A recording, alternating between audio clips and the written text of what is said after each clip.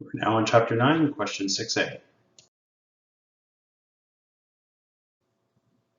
All right, this problem has a company owned by Lynn Zed.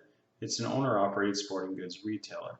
They have a bunch of transactions during the month of June, and we're asked to record these transactions in the cash receipts journal.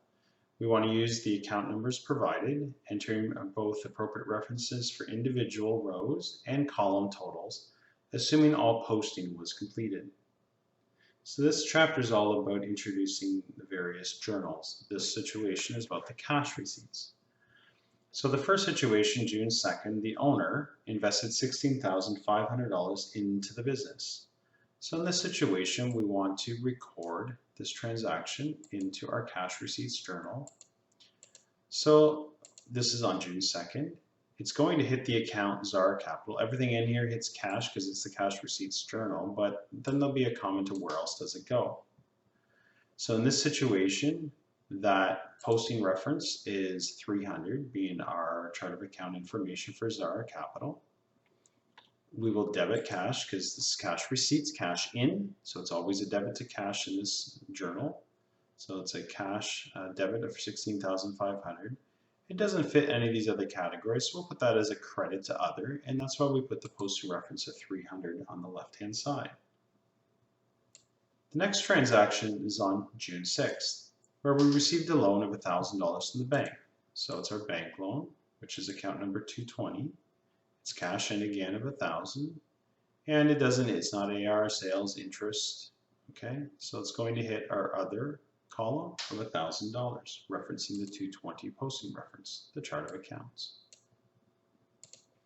June 10th, we received $150 interest earned. So this is from Alma Bank, June 10th. It's a 410 account, which is our interest revenue account. It's $150 in cash, and it's credit to our interest revenue because we have that column on our journal. So it's $150 into that column. The next transaction says June 13th, we received $2,000 from cash sales, and the cost for those sales were $1,500. So it's considered a cash receipt because we were paid immediately from our customer.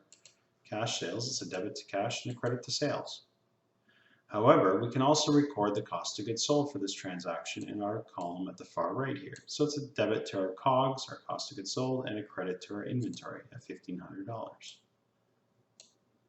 The next transaction says June 25th, we received $800 from AD Sports for an outstanding AR. So again, AD Sports is the sub-account, $800 debit to cash, $800 credit to accounts receivable. The last step for this problem is to total the transactions in the cash receipts journal for the month. So if we subtotal the debits in our cash, we have $20,450 as our total debit to cash for our cash receipts. A credit to accounts receivable of $800, credit to sales for $2,000, credit to interest revenue $150, a credit to various accounts, which is the X for $17,500, which then if you look up and over to the left, you'll see the account numbers. And then last thing is our cost of goods sold, which is account 500, and our inventory, account 120, will be debited and credited respectively for $1,500.